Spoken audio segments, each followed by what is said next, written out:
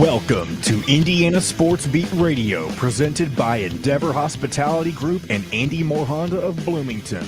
Looks over the middle, second guesses, fires, throws. Does he make the catch in the end zone? Yes! Touchdown! Oladipo to win it. Another one! He got Another it! one! Oladipo! Another one! Huge hole! He's at the 30! He's gonna go! 10, 5, touchdown! Jonathan Taylor! Galloway finds Rob Finnessy, who fires the three, and He hit it! Now, from the Golf Club at Eagle Point Studios, here's your host, Jim Coyle. Hello, everybody. Welcome aboard. Jim Coyle with you, as always. Dustin Schutte with me as well. Brought to you by our friends. Welcome into Indiana Sports Beat Radio, of course, brought to you by our friends from Endeavor Hospitality of Bloomington and Andy Moore Honda. Endeavor Hospitality, of course, the umbrella of the WOW Club. Make sure you go to the your Apple App Store or Google Play Store and sign up for the WOW Club. It is just a free app. And they are a supporter of Value Athletics. There are going to be things tied to that benefits and helps you get tickets to things. I'm telling you, it's a great opportunity. Places like BB's Market, which I was out there yesterday surveying. This place is so much bigger than I ever could have imagined. They've got a bar on one side that's from Philadelphia, one of these old time bars. So they're so cool. Some stuff that I'm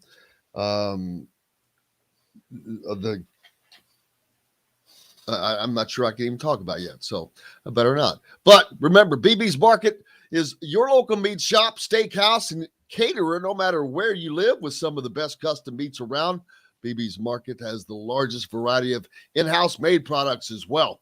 Reach out to them. Visit bbsmarket.com, and you can get that taken care of. Reach out to JD. He'll take care of you. What's up, Dustin Schutte? How's it going? Hello to everybody. People jumping on the Andy Moore Honda hotline already. Jennifer is on it.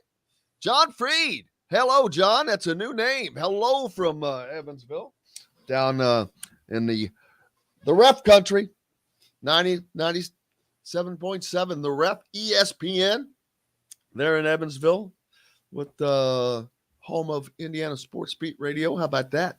John, we appreciate you, brother. Welcome aboard.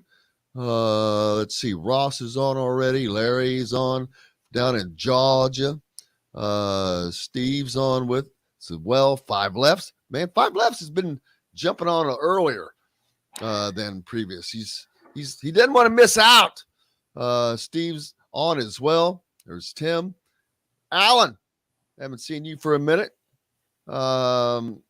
Tim says former IU quarterback Michael Penix named as starter for the Washington Huskies. Well, what a shocker. Yep. What a shocker that is. And if you think he's not going to have a good season, you're out of your freaking mind, because he's a good quarterback. And under a good coach, he's a really good quarterback. He has a lightning arm.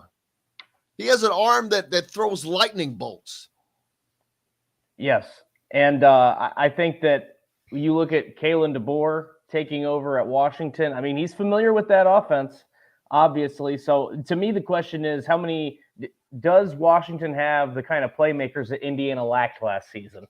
That's a big question. And obviously then the second part of that is, can Michael Penix stay healthy? He has yet to play a full season healthy. That's what to me it boils down to. I think you're right, Jim. I think he's a good quarterback. I think he was probably a little bit overhyped from that 2020 season. I think he played against teams that were. I don't know that it was him that was overhyped. We were talking about him as a Heisman. Well, I wasn't talking about him as a Heisman. And if anybody would have come on here and talked about him as a Heisman, I'd have said, beep, beep, beep, beep, beep. Back up. Hold up. But the hype regarding Indiana's season that they should have had last year, I think that was completely warranted. You had the people in place, man. Right. You had receivers, you had running backs, you had the quarterback, and you had the defense. You had it. It was in place. I'm not saying to go 12-0, but they had the personnel in place to do what they hadn't done in a long, long, long time. Yeah. And it would just, they were so, yeah. That Cincinnati game will just forever just stick out to me. I mean, yeah, I know that when Michael McFadden got taken out, it changed a lot of it, but it doesn't matter because an average or better offense still probably wins that game. They didn't even have an average offense. They hadn't done anything. But so, yeah, not shocked at all by this. No. Kalen DeBoer, first of all, I have loved him from minute one, and that has not ceased. No, I think he's going to. He did a great job at Fresno State. I think he's going to do a great job at Washington, and this provides him with a little bit of a. I don't know if buffer's the right word, but he can kind of hit the ground running at Washington. I mean, that's a big time job and a big time conference right now, and I think having a quarterback that you're familiar with, in a guy like Michael Penix, knowing what his skill set is, knowing what he can do, I think that is going to help allow him to be successful in that first season. That doesn't mean Washington's going to win 10 games or challenge for the Pac-12, but maybe it starts them off on the right foot and they go bowling. Maybe they get to 6 or 7 wins. I can't remember where they finished last year. I don't know that they were a bowl team last year. I'd have to go back and look. Are you talking about Washington? Yeah. I don't think that they were, but I don't think so. I don't think so either, but I can't remember for sure. I know they went through a lot of drama throughout the season with Jimmy Lake, but I do think Michael Penix is a quarterback that can get that team to a bowl game, depending on what their playmakers can do. And like I said, Kalen DeBoer's familiarity, those two familiarity with each other, I think really helps them kind of get the new era out in Washington underway on a good foot. And back in the day, the Huskies, was it Don James that they enjoyed success under back in the early 90s, maybe? Probably. Didn't they win a national championship? Yeah, I don't know if it was. I probably was that recently. I don't know. You got to go. Now you got to have me. I've got to go to I can't talk this morning. Well, I can tell you this. I can tell you this. Through the 2017 season, they had 390 conference wins. So that's 5 years ago. And that ranked second in conference history in the Pac-12. So you're dead on. Question answered. Yep, you're dead on. Don James, 1991. Bam. Boom. Nailed it. All right. Nailed it. Didn't hurt that I was a sports anchor out in Kennewick, Washington in 92. That probably did help. Just shortly thereafter. But I thought that, and the funny thing is the guy that was filling in for the sports anchor position while they were waiting for me to arrive was a news guy, but had been a walk-on there. But apparently didn't know jack about sports because they had him doing on the news during the sports. And then one night he just got so frustrated. He stopped the report in the middle of the sports, said, "Oh, I can't do this. I'm sorry." And they had to go to a break. And I'm going, I heard about it after the fact, but I'm like, what? It's like that. It's like that Boom Goes the Dynamite show, or not the show, but the clip. Yeah. Most people have never heard of that. The fact that you have, oh my God, we're going to have to start pulling that up. Well, that's John, hint. That was a kid that was at school at Ball State, I believe. Yep. The first time I ever heard that, it was in the press box at the IU baseball press box when Greg Kincaid was the SID for IU baseball. He's now the SID for Penn State football. But I could send him a boom goes the dynamite text tweet and with nothing else, and he would just laugh. But because he would know exactly what I was talking about. I think that happened when I was either in high school or I think it had to be high school because I never heard of it until he said it.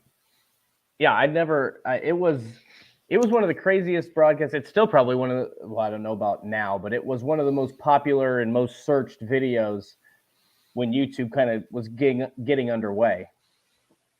Kalen DeBoer and University of Washington coaching staff revealed Michael Penix as their starting quarterback on Tuesday, but that was only half of the responsibility. This is from I'm trying to remember who it's from so I can credit them. Originally posted on Fans Nation, Husky Maven. The other part was to try to do everything they could to talk up the abilities of Dylan Morris and Sam Heward, who didn't get guess what? Sam Heward. Hello. You know who that is? Not off the top of my head. I just as soon as I saw the name, I knew. I guarantee you that's Brock Heward's son. Oh yeah, that's probably true. Did Brock not play at Washington? He played in the Pac. He played out in the Pac-12 someplace. Yeah, he did. That's probably correct. And that name, did he transfer to Washington, or maybe he started his career? So Brock Heward did play at University of Washington, and was very successful there. He is a commentator, an analyst. Super nice. I think we've had him on the show. He's really good. He's one of the best analysts I think that's out there. I think he and Joel Klatt I agree with you. I really really like Brock Heward. He is. Yeah. He's very even keeled. He doesn't get excited, and he's always he doesn't have allegiances, man. He doesn't have. I enjoy listening to him as well. So looking forward to talking about that. That'll be interesting. Something interesting to talk about with Bob Kravitz as well. Got the clip. Clip of, go ahead. What do you got a clip of? Reggie Miller's looking good. He shoots a three, and it's good. Later, he gets the rebound, passes it to the man, shoots it, and boom goes the dynamite.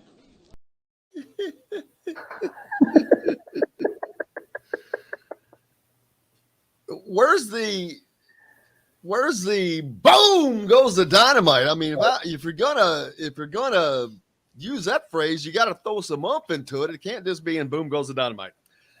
It's got to be in boom goes the dynamite.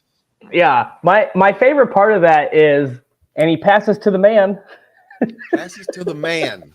That was a kid doing, I think, a news segment at Ball State. I believe. I believe so. Yeah. Yeah.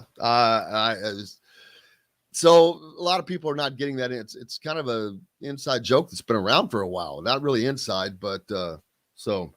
Well, if Reggie Miller was on the Pacers, that was back in the early or mid 2000s, because Reggie retired after the 2004-05 season, I believe. So it's been a while. It's been almost 20 years now. Jeez.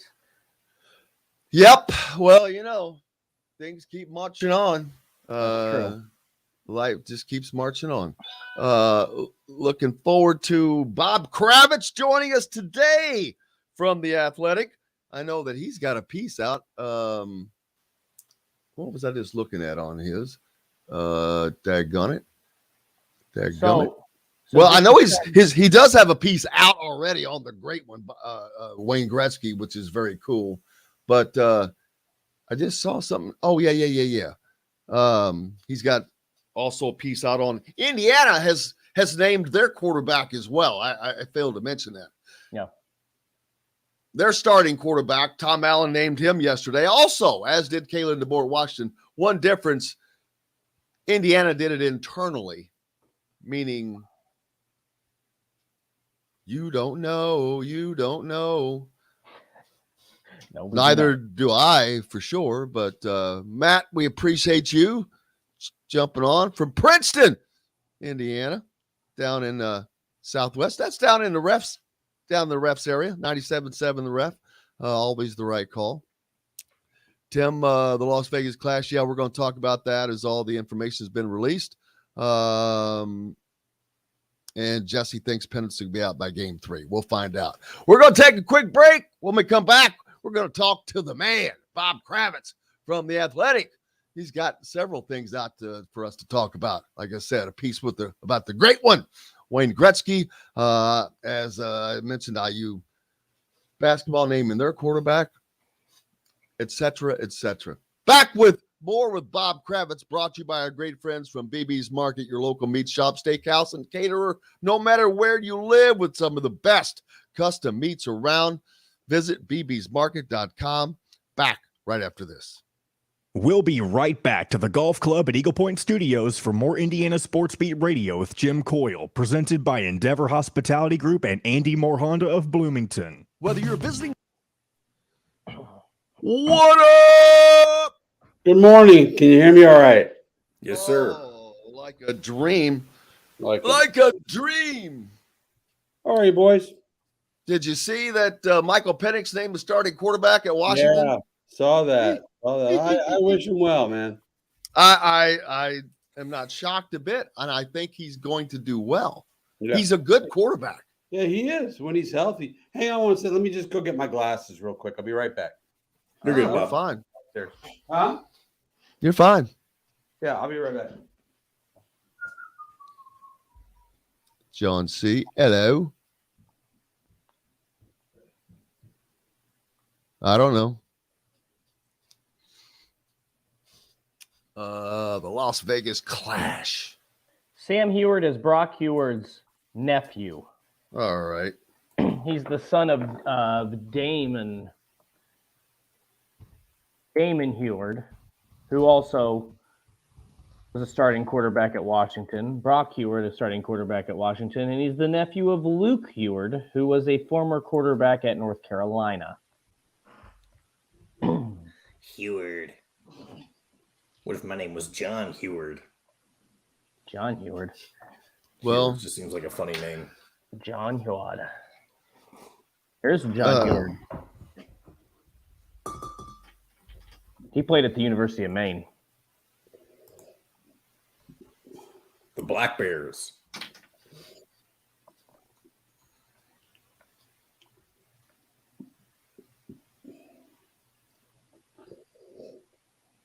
Oh, dang it.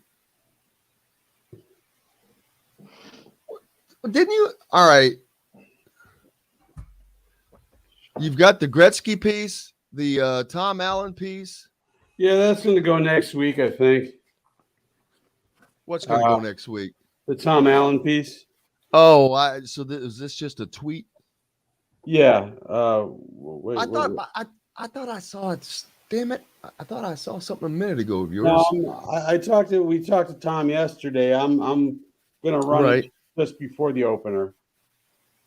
Yeah, we've got a clip. We've got a clip of your question. Oh, okay. He's very long-winded, as usual. He is. He's hard to transcribe, too. That's because he talks. I just compare him to a locomotive because it might take him a while to get started, but once he gets into a rhythm, man, he's going full steam ahead for 5 minutes.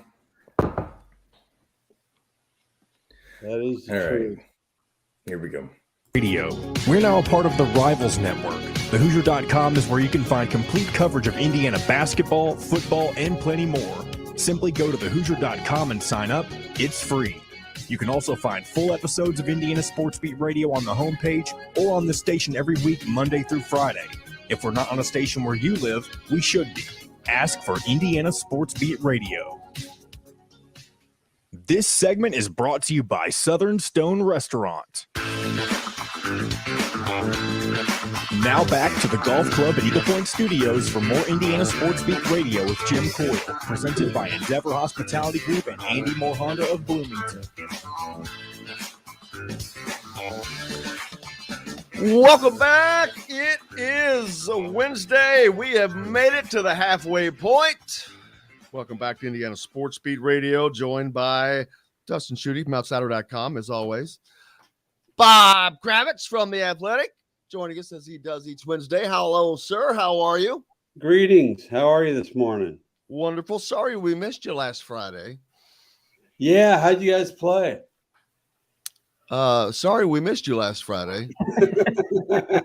Wait, you said you had a scratch golfer on your team.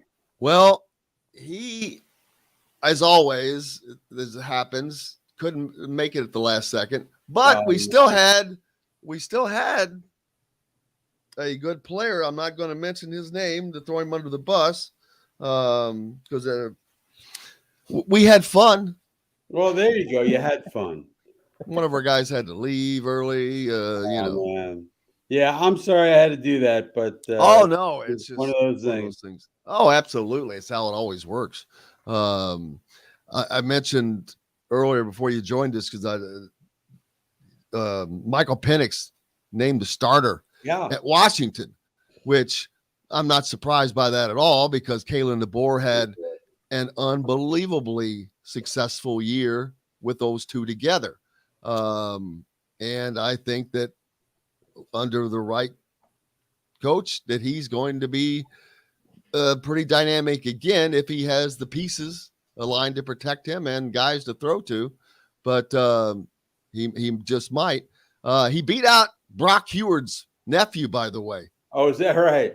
Yeah, to get that job. So I just think this guy's got to be healthy. I mean, he clearly was not recovered from surgery last year. I mean, he was a ghost of himself. I mean, he didn't have any confidence. I mean, he had wide receivers. He had, I don't know. Somebody's saying Penix will be out by the third game.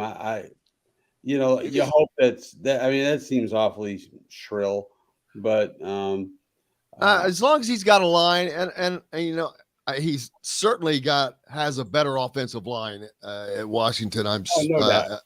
Than he did, and Kalen DeBoer knows how to use people. He knows how to put them in the right positions. He's a great offensive mind. I'm telling you, I just think that he is someone that I would not want to go up against as a defensive coach. Yeah. No, I'm wishing this young man all the best because he was fun to deal with. He was a nice kid, comes from a good family, and it's a second act in his college career, and I hope he. It's actually a good year. Actually, this is kind of a third or fourth act, really, isn't it? I mean, yeah, in a way it is. The first three just came at Indiana. Exactly. Now the question is, who's going to play quarterback for Indiana? Do you have a guess? Exact segue. Well, I've been saying the same thing all along, but also I've been saying it as a guess because usually whatever I say, it's the opposite. I've said Connor Bazelak all along because I think that this offense is going to have to be one that has some movement, the ability to move around.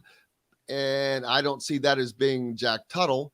I think that it's going to have to be a very quick hitting offense. And I don't see that again as Jack Tuttle. That is the more style that Bazelak has played. He's already been successful. He was a freshman of the year in the SEC, co-freshman of the year in the SEC. Right. So he's been through around some, right? He can move around. Oh yes, he's much more mobile, and he's been through some SEC wars.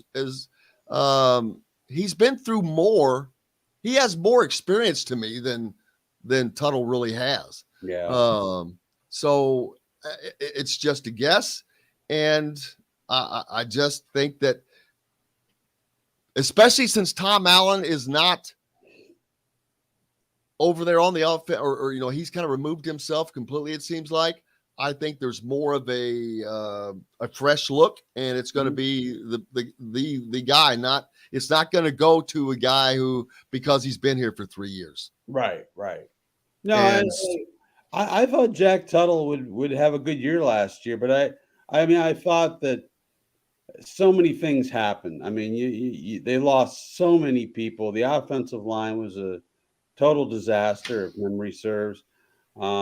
I'm not sure how great of a chance he ever really had playing behind that group, but yeah, I'll be curious to see Bozich. I mean, that first game, that's going to tell you a whole hell of a lot. And as Tom Allen pointed out last week, he's going to get a chance to watch Illinois and Western Kentucky. And what's the other team they're playing? Idaho. Going to get to see them in week 0, which sounds weird to me. But it's because it's stupid. Exactly. And so, they'll have a chance to see all these teams and get a little bit of a scouting report on them. Yeah, and we've talked about that, Dustin. That's the one thing that Illinois will not have. They're not going to have. They have 0 film on this particular Indiana team, other than the line. They can watch the line because it's the same guys there. The defense is the same, but a lot of the players are different. You've got Tom Allen on the call now. Offensively, I'm just going to guess it's just going to be a no huddle, a quick hitting offense, which they don't have the plays to plan for. But I think that is I think that has to be it is a forget the word I'm looking for. An advantage. I mean, yes, it is an advantage. What the hell's going on with you this morning, Coyle? Wake up! Not more coffee. Well, but I think that it is, and it might be just enough. And Tom Allen, being a defensive coach, he knows. He's like, hey, I think he would hate to go into a game with this little information. Right. Yeah. No, I mean, look at to me, they're a 5-win team. I mean, I think they'll more than double up what they did last year. But I mean, this is a total mystery team. I mean, they could be pretty good. They could be god awful like last year. I mean, this is a very mysterious team with so many transfers, so many guys in, so many guys out. I don't think we know what we got with this group. Well, I've talked about that. I don't see them as being a bowl team. No. Based off of last year, based off of what I do know. But if, and only if they can beat Illinois, and then all of a sudden now you're 3-0 for sure. Right. They're going to go 3-0. Well, now you're going to Cincinnati and playing a road game that's, while it's a road game, I don't know it's as tough as it sounds as it was if this would have been last year's Cincinnati team. And they should have beat that team last year. But if you're 3-0 and you have that kind of momentum, if you're playing well, I don't know that they can't go there and beat Cincinnati. Now you're 4-0. You don't think that even if they're playing well that they can go to Cincinnati and win? No. I mean, I realize that, they don't have their quarterback anymore. Was it Ritter? But that program has really built itself into a powerhouse, and they're doing very well. They're really good, and so no, I don't see Indiana going on the road and beating Cincinnati, but that's a win that I think that they would need to have. But anyway, regardless of that, yesterday Tom Allen met with the media, and here's what Bob asked Tom. I think that it's easy to forget 2019. I think everybody wants to say, 2020 had its unique qualities about it for everybody. And I think one of the reasons why we were able to elevate ourselves in that time period was the strength of our culture. I think guys stayed together. Guys, amidst a very difficult situation, they kept themselves relatively healthy as far as staying, on the field and not missing too many times from just maybe being, not following the protocols of stuff. And guys stayed with us. We didn't have the opt-outs. We, you just had a strong group of guys that just kind of just through all the adversity of everything that was going on in the country, everything was going on physically, you just kept doing this as a program. And so, and you had the year before that was, a breakthrough opportunity for our program. So those really kind of built up into this. And then obviously 21, happened. And then sometimes I think, just being real. Injuries are real. They affect your team. I can't sit here and act like it doesn't. It's a variable and it's not an excuse. It's reality.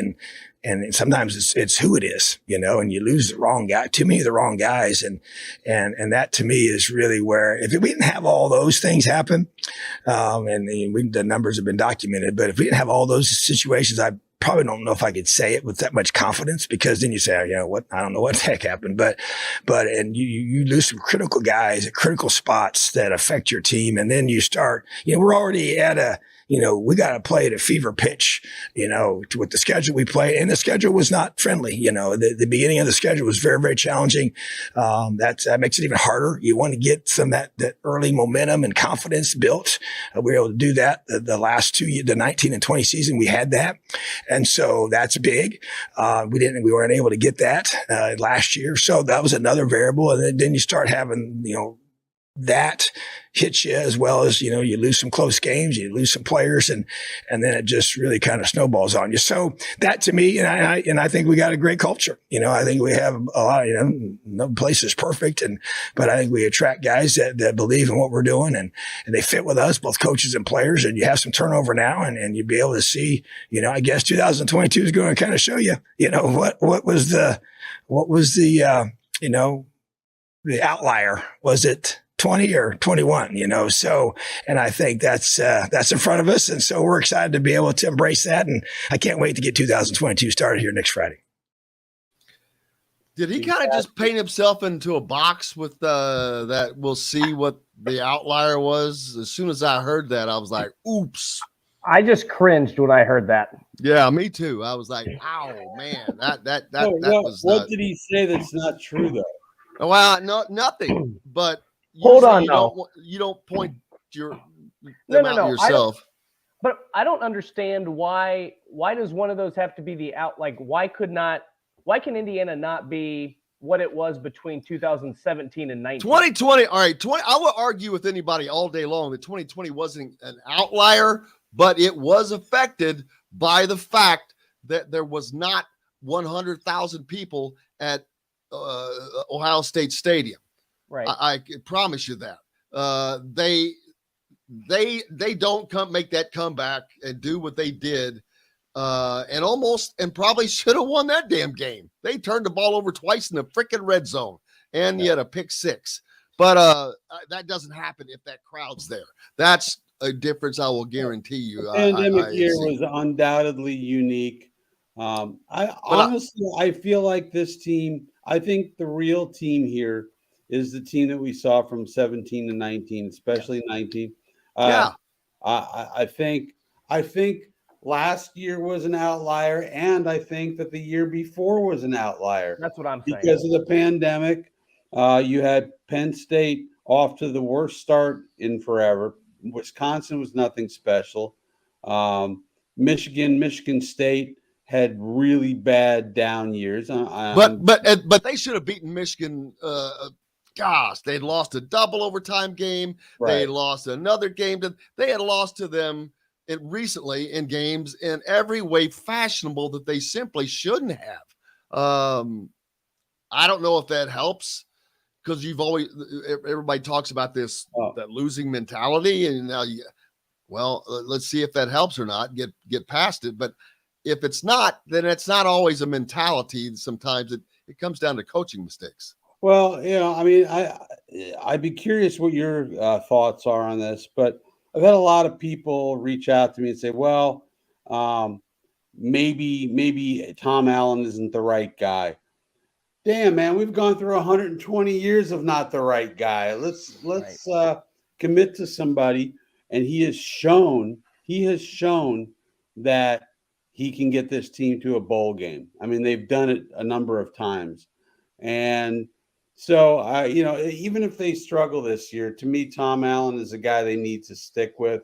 And does he make coaching mistakes? Yes. Does he get too excited on the sideline and lose his mind? Yeah, he does. But, this is Indiana, where this is not, Michigan.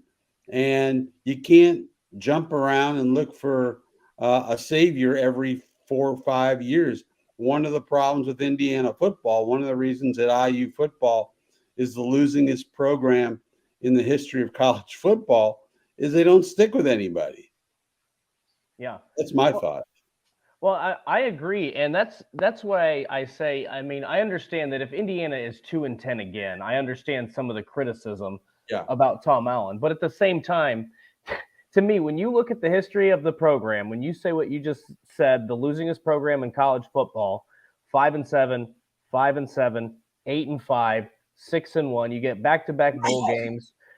To me, what more do you want if you're an Indiana fan than to be on the cusp of bowl eligibility heading into the rivalry game against Purdue? Like, to me, that when you look at the history, and the other thing is I understand too, people maybe say that Tom Allen does too much on the sideline or he's too much focused on the culture. But as you mentioned, Bob, this isn't Ohio State or Michigan.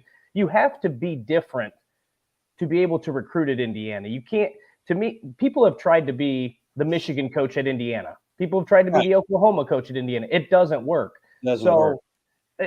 I understand people are frustrated by 2021, but when you look at, there hasn't been a season like that for Indiana. They've been right kind of down the middle of the road under Tom Allen. I think he deserves at least a little bit of a break, because he mentioned they dealt with a ton of injuries last season. And look at their recruiting. I mean, the recruiting for the 2022 class is the best they've ever been, maybe in school history, certainly since they started keeping track of these things, grading recruiting classes.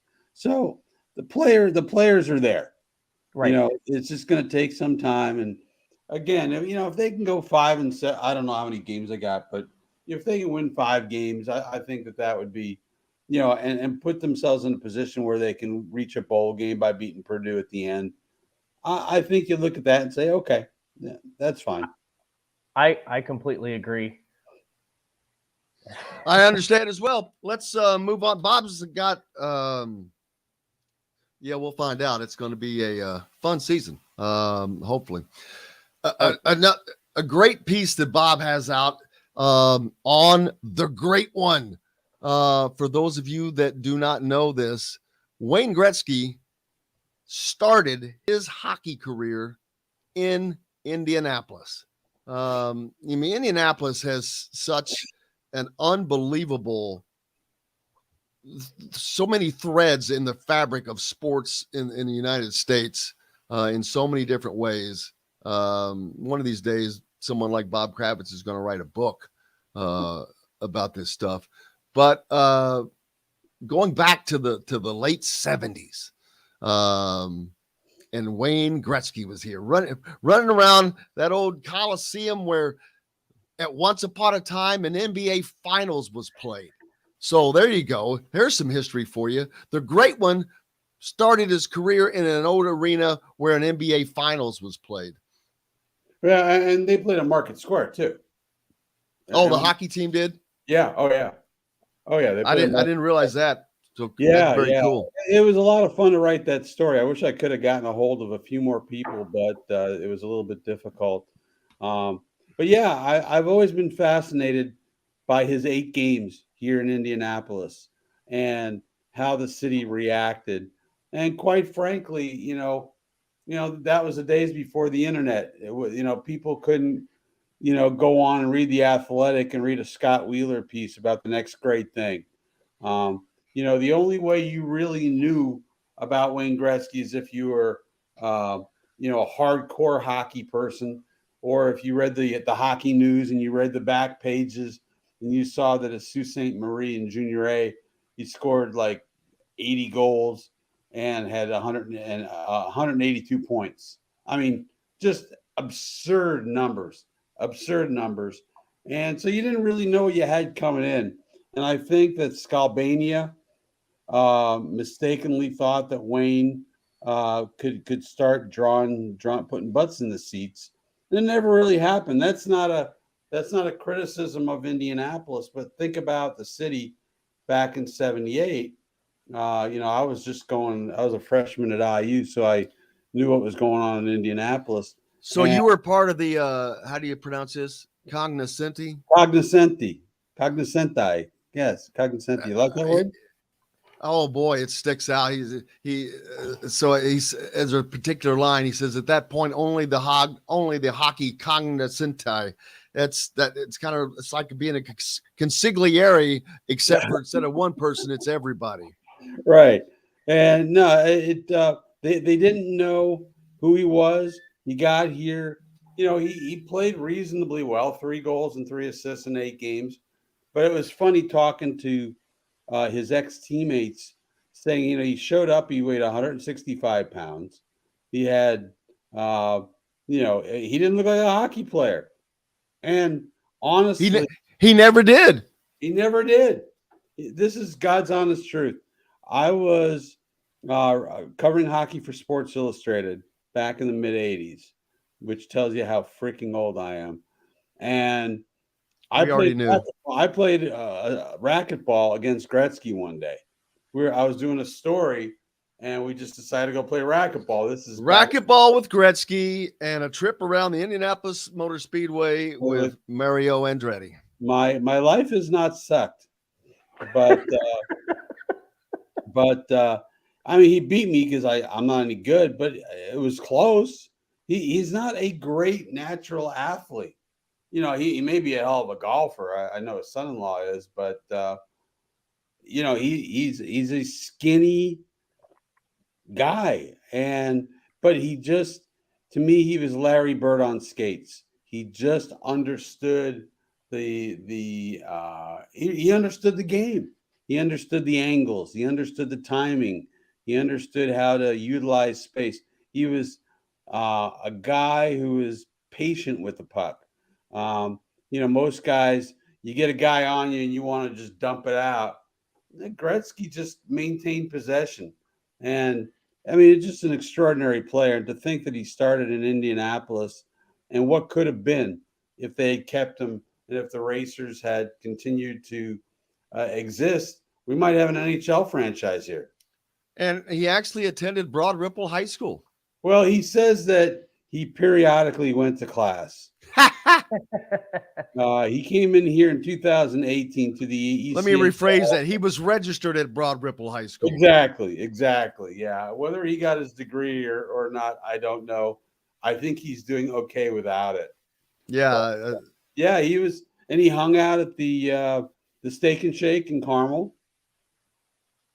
That was his high school hangout with his Broad Ripple Rocket buddies. But just only 8 games. Wow. 8 games. And then he gets traded. And who in the hell would trade him? Nelson Scalbania, who was the owner of the team, traded him because the team was losing a ton of money. He knew he had to get out, and he knew he needed to trade Gretzky and the other players for around $850,000 in order to get well financially. They were a financial mess. A lot of the players talked about they called themselves the risky racers because they were never sure when they got a check whether it was going to clear or not. Well, that sounds like most minor league sports, doesn't it? Right. So it wasn't big time. So Albania did it because he had to, because financially he was bleeding. Al Carlander and Ken Block, former racers, the Indy team that you got to talk to, and who Carlander was a former roommate of Gordie Howe. That's pretty cool. With the Detroit Red Wings. And Carlander coached hockey at IU, by the way. This had to be an incredible, fun story for you to write. This is great fun for me. I mean, me and Carlander and Block just sat in the back over at Prairie View and had a couple of beers and something to eat, and we talked. And Eddie Mio was great, but it was funny. I was on vacation on the beach in New Jersey, and it was the only time I could talk to Eddie. So I'm doing the interview on the beach, and you can hear these kids in the background screaming, the way you normally would on a beach. And Eddie's like, "What is going on there?" I said, "I'm on the beach, dude. Just keep going." And he told me there was some great stories. This is the funniest first appearance I've ever heard of someone. First, I thought, man, he's got to pop some of those zits this game. I know. That's not very nice. Well, but it really puts in perspective the youth. It puts in perspective the youth, because that as a reader takes me to being 16, 17 years old. And I cannot imagine. I know what I was like at 17, mentally, physically. Holy crap. And he was playing with these dudes, man. One of the things they told me, one of the guys, I can't remember, it was Mike Fornes, I can't remember, but his first two paychecks bounced. Gretzky's first two paychecks bounced. And wasn't a great skater. He was a great skater, but not a fast skater. You look at Connor McDavid. I know you're not a big hockey guy, but Connor McDavid, Cale Makar, guys like that, their high-end speed is through the roof. Nathan McKinnon, they could just blow by it. Gretzky was never super fast, but he was elusive as hell. And like I say, his patience with the puck was extraordinary. I mean, just his sense of time and space and going to not where the puck was, but where the puck was going to be. And if you watch hockey now, so much of offense is started from behind the net and on offense, behind the other goalie. Gretzky started all that. Gretzky made that his home, and it drove the entire league crazy because nobody had done it before. I mean, he has always just been one of the athletes that as a matter of fact, he is the one athlete that to me stands out more than any other in any other sport. I agree. That surprises me that he's that guy. Right. Because he does not look athletic, because he's not big, because he looks like he's not going to make it out there when he just gets onto the ice. And there's no way you can imagine this guy being the absolute greatest that there ever was. Can you imagine? I mean, first of all, his scoring records will never be broken. Never. I mean, you can talk about McKinnon and McDavid and all these other guys. His scoring records will never be broken. 9 MVPs. That's absurd.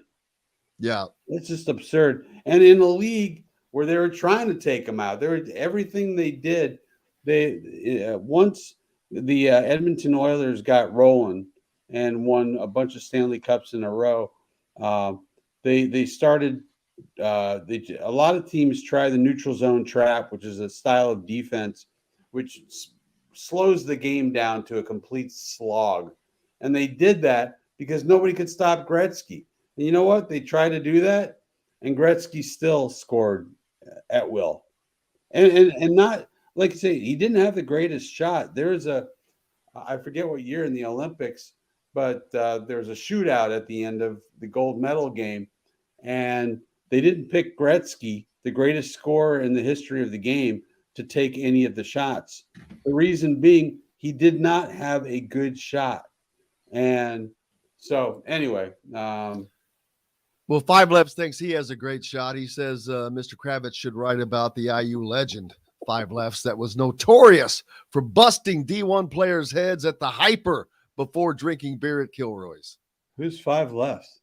This is one of our characters on the message board. Okay, I thought maybe it was somebody I should have known.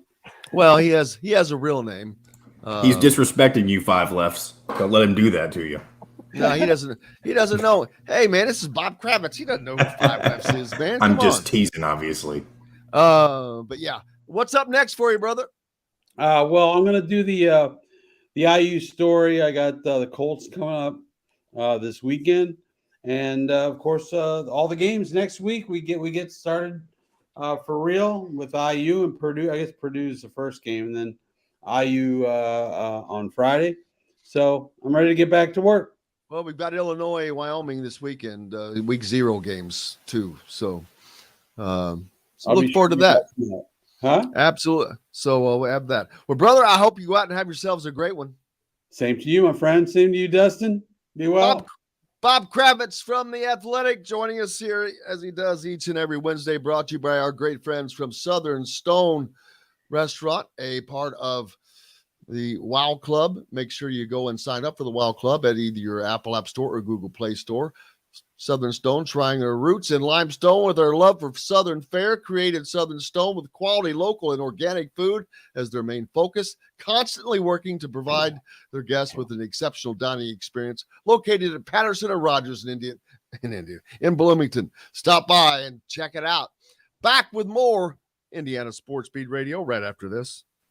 We'll be right back to the Golf Club at Eagle Point Studios for more Indiana Sports Beat Radio with Jim Coyle, presented by Endeavor Hospitality Group and Andy Moore Honda of Bloomington. The sun is out. Hey, just a heads up. Since you went long with Kravitz, you can't go long with Rick.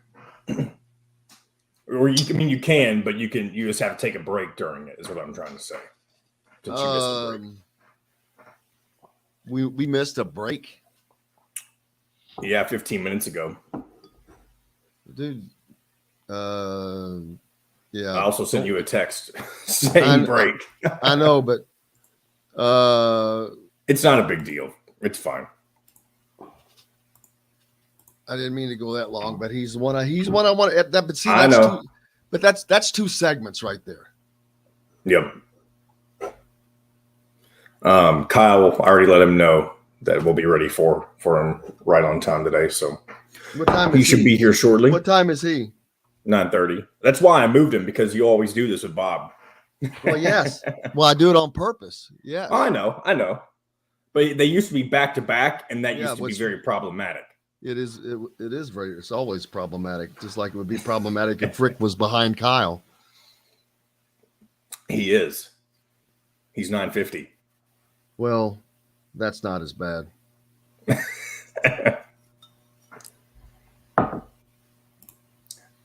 This is just because I'm an ignorant person when it comes to hockey, but I didn't realize that Wayne Gretzky's nickname was the Great One. Oh my God! You should stop talking. He was. You're probably too young for that too. When did he stop playing? It's not.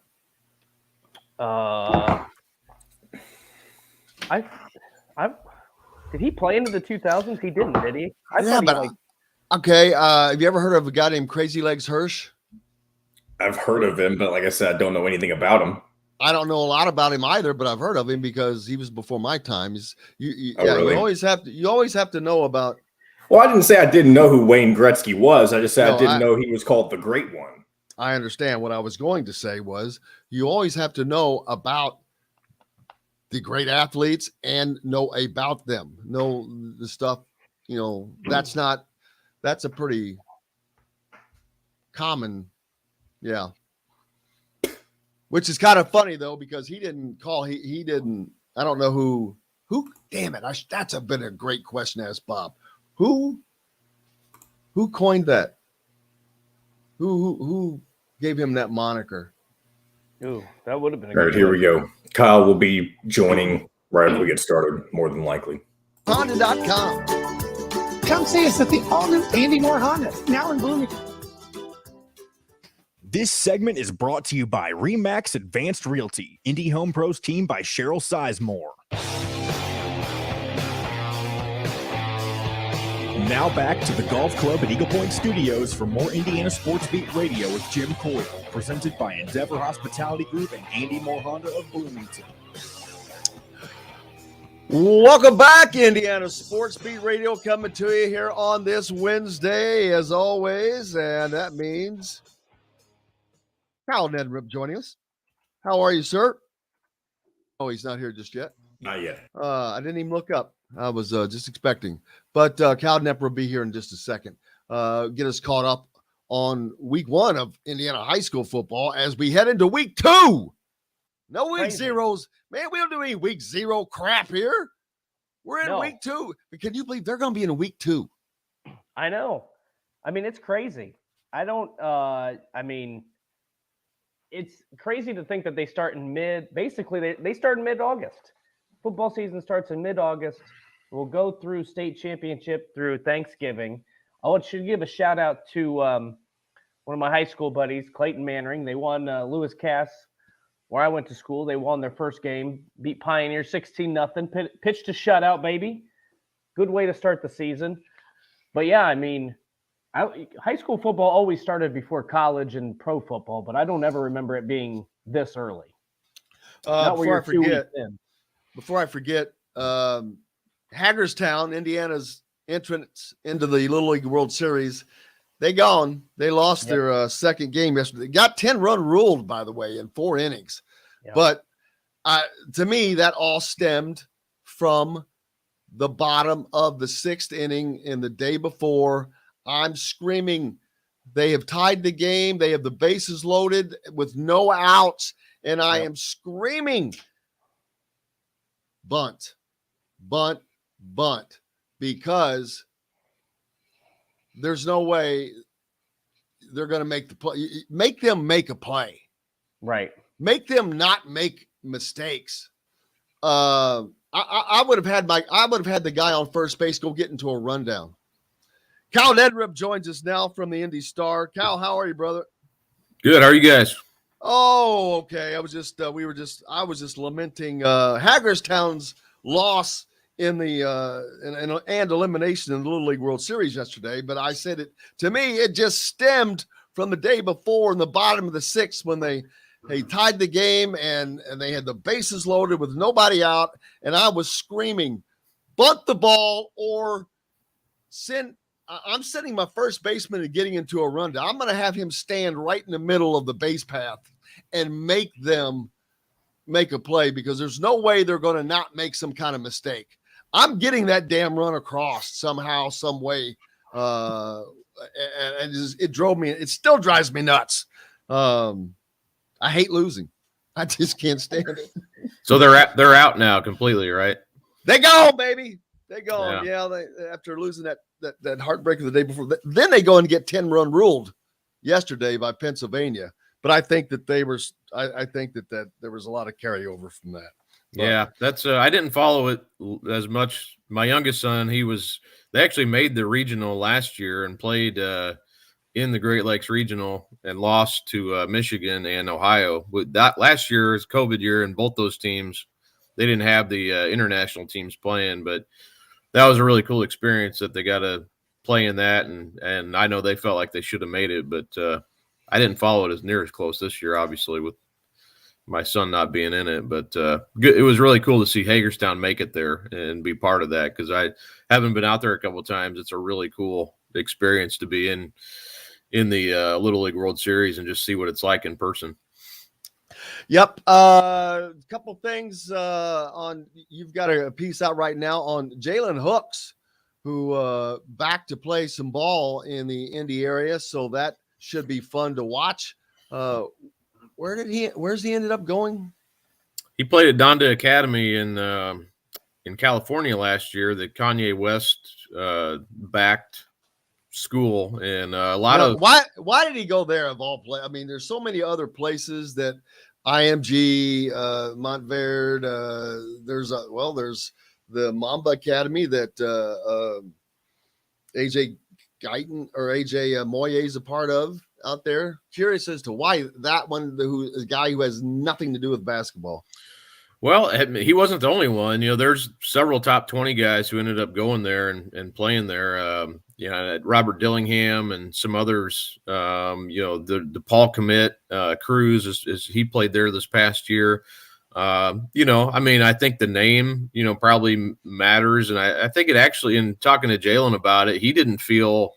He feels like even looking back at it, he had some injuries last year and didn't get to play a ton because of that, but he still feels like it was a good opportunity, and he is glad he did it actually. So I thought that was interesting to talk to him about that and just, hear what he had to say about it. And he made some connections, I think, that he felt like will help him down the road. But, he's back home now. He's actually a Warren Central. He went to Creston Middle School, and he's from Warren Central. Played, a lot of the guys he'll be playing with as a senior now, he played with growing up. So he's a guy who's bounced around a lot. He's been to this would be his fourth school, in 4 years. So, he's bounced around a lot. I think going back to Warren will be sort of good for stability and just comfortability and all those things. But, I feel like he feels like he's got a lot to prove this year. And he was a top 50 guy who's no longer ranked that high. And, say what you will about rankings. I don't know that, all that stuff matters that much, but I think there's definitely a feeling that like it feels like people are kind of forgotten about him now a little bit. And I think he's got something to prove this year, but he's a super kid. I always enjoy talking to him. He's just a kid who hasn't had a lot of, stability. He's never been somewhere back-to-back years, throughout high school. So, that makes it hard, and when you're always kind of bouncing around, it's just hard to get your feet in the ground. So, but I think coming back to Warren will be good for him, and we'll see how the season goes for him. But, he's talented. I mean, even as a freshman, you could see when he was playing at Franklin Central, like, man, he's dunking the ball. He can handle the ball at 6'7". The biggest thing for him is shooting, and just being consistent from there. And he showed at times he can do that. But, this will be a big year for him to kind of show what he's got. And I know a lot of coaches out there are kind of curious to see kind of what's next for him. Also in sticking in basketball, little Mike Renfro, the now former coach at Beech Grove, just months after winning the first state championship for them, facing felony drug charges. A little shocking, but he has resigned from that position. Yeah, not a surprise considering the situation, and sort of a sad story. I mean, I've known Mike, covered his teams for several years, and it was kind of a storybook, Hollywood type of story. Beech Grove had never won a state championship. He's from Beech Grove. He played for Jay Wright at Hofstra back in the 90s. He was a great player at Beech Grove. Got to know his kids a little, his sons who are, probably 7th and 2nd grade or so. And just, so it's really just not and obviously there's issues there that go beyond just that night of making a mistake. So you hope he gets the help he needs, and, Beech Grove's going to have to move on and find a new coach, but, it's just really, a bad situation. He has had cocaine in his car, and we'll see what happens with the charges. But I think the August 30th, so that would be next Tuesday will be the first hearing is at least scheduled for that day. So kind of follow that as it goes and see what happens with that. But yeah, he's out as coach, and Beech Grove will have to find a new coach going into this year. In rankings, big news for Xavier Booker, as Rivals.com has made him the #1 ranked player in the country. Yeah, you can't go any higher than #1. So, so good for Xavier. And I figured he was top 10. #1. I was a little surprised by that, I guess, but. To each their own as far as I'm not saying it's a wrong, I definitely understand. Why. There's no way. I don't think that, first of all, I think that rankings they are what they are. For the most time, I think they get you in the right group maybe, but there's no way once you get down that you can differentiate, and you certainly cannot predict potential out of a massive group like that, because there's so many kids that just don't physically mature until later. But I didn't mean to interrupt you, but no, I mean, I agree with you. And the guys who do, I respect those guys who do the rankings and they put the time in, and I know people loved it. Like, oh, they don't know, they're terrible. And they're not. I mean, they're trying to do, no one's trying to get it wrong, or trying to. Now, you could say, like, I don't think we should be ranking anybody before they get to high school. I mean, I don't like that. I mean, I think that's stupid. And when Yogi Ferrell was the top ranked 4th grader, it's like, who cares? I mean, there's no way to know how you don't know what, the kid's background is. You don't know what's, how they're going to, like you said, progress physically and all that stuff. So all that stuff is just really dumb. But, once they get to high school, I think it's fair game, and we do rankings, and, everybody does rankings, and, people like to read them. I always tell kids too, it's like, this isn't for you. It's for the readers, it's for and if you have good people in your life, like telling you like these rankings don't matter, then you're ahead of the game, because they really don't. But I know people get caught up into them. And honestly, for Xavier, I'm happy for him, because he has progressed a lot. He was sort of a off the radar type of a player. So to see him get all the way to number 1, I think is pretty cool. And the fact that and go down the list of guys who are, we just talked about prep schools almost, and I thought about writing a story about this, but it's like, how many of these guys are actually still playing high school basketball in the normal high school basketball sense? Most of these guys are at prep schools who are in the top 50, even top 100. So I think it's cool. He's still playing high school basketball in Indiana. So and here in Indiana, we've been lucky that a lot of our best players have done that, but that doesn't happen very many places anymore. So I'm glad he's still here and playing in Indiana high school, and we get to see him play one more year. Well, I think it was Gabe Cups. We saw just send out a tweet yesterday that says in small caps, "I am not transferring," which really to a prep school, I believe.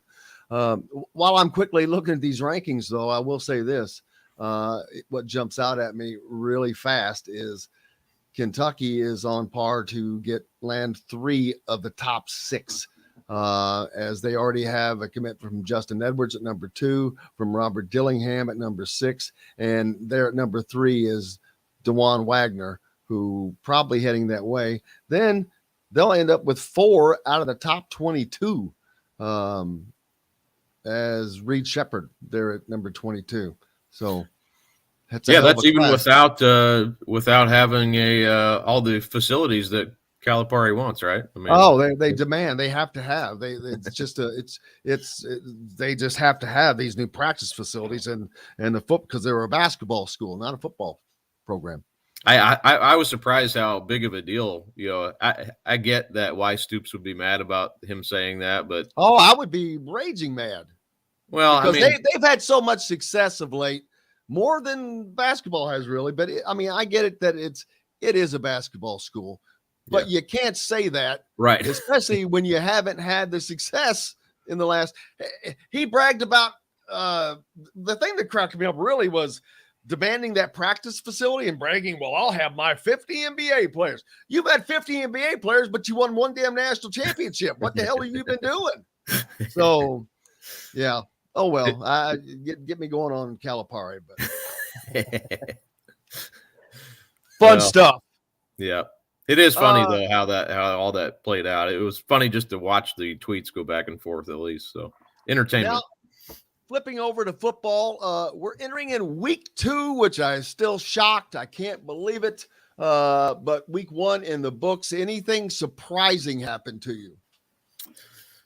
Yeah, I mean, I thought the way New Palestine beat Westfield, New Pal's kind of back, even though they're a 4A school, they, to beat the back-to-back runner-up in 6A, 42-28, and they ran the ball for 300 yards, and they have 2, Luke Burgess, who's going to Louisville on the offensive line, and then Ian Moore, who's a big time. He's only a junior, so he hasn't committed yet, but he's going to probably go basically wherever he wants on the offensive line. So they have 2 guys who are just kind of road graders up there up front. Those are guys, and that's a problem that Indiana has. They did not land Luke Burgess and this other kid. They've got to land those kinds of kids from this state, in my opinion. Yeah, they weren't even in on Luke. Really, I mean, he was probably, North Carolina and Louisville were really, and Florida State was sort of a third that he visited down there too, and they were third on his list. But I don't know. I mean, it's now Purdue's done pretty well in this class of getting, I think they have 6-7 kids from Indiana in this upcoming class. I know IU has done pretty, not so much in this current class, but had done pretty well of getting guys like Omar Cooper and McCulley and some others here recently who are. They always get they haven't had a problem getting the skilled guys going. You can go way back, receivers, but it's getting these guys in the trenches that end up at Clemson or Ohio State or Michigan and Louisville, wherever they go. Indiana is not getting the cornerstone linemen from Indiana, and that is a gigantic problem for them. And that's where it starts to me. If you're going to be any good as a program, obviously you need the playmakers and the quarterback for sure, but you got to be solid. Look at programs like Wisconsin and, in the Big Ten who, they year in and year out just churn out those linemen. And there's a reason they're not the best skill position ever or stuff like that. They don't even have great quarterbacks very often, but they can always lean on that. That'll win you 8-9 games a year if you can be so solid up front. Iowa, Wisconsin, programs like that. And that's where IU and Purdue, they just have to, I think Purdue's set up for a pretty good year this year, but IU definitely has to get better offensively. And to me, I agree. And that's where it starts. We actually, with some of my colleagues last night, we were talking about Caden Curry and just, and he's on the defensive line, obviously, but it's always so hard when Ohio State gets involved. And it seems like anytime they come in here and offer an Indiana kid or especially an Indianapolis area kid, they get them. And that makes it hard. But it's it's a constant struggle, obviously, with IU football and hopefully Tom Allen has some success this year and they get back on track. But yeah, I agree with you. It starts up front. That's where you got to build your program from. Is it easier?